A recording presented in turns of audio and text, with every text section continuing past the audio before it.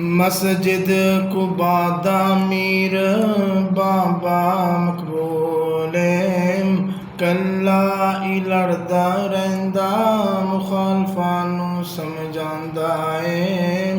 बाबा जी तुसी दरस इत्थे दिंदे रहो मुखालफां नूं नाले तुसी समझांदे रहो।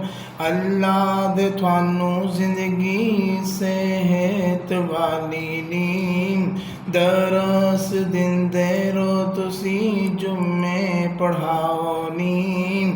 थोड़े ते परचे बड़े मुखालफां ने करवाए ने इन्हां ने कामयाब कदी होना ही नहीं है।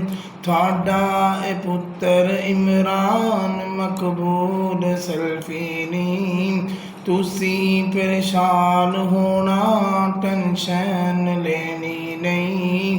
मुखालफा जिन्ने मर्जी परचे करानी तुसी जिंदगी विच कदी घबराना नहीं।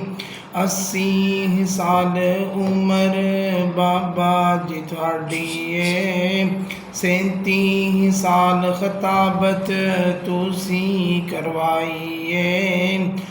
जवानी दी उम्र सारी मस्जिद गुजारी नी बुढ़ापे दी उम्र हुन थोड़े ते आई है। बाबा जी सलूट थानू सलाम थानू नी सल्फी देंदा थानू हर वक्त दुआ नी।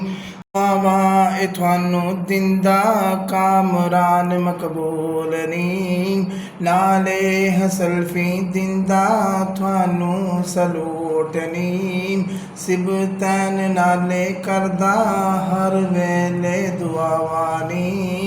बाबा जी खुश रहो तुसी मुस्कुराओ नी सल्फी दिंदा थानू सलूट दुआनी।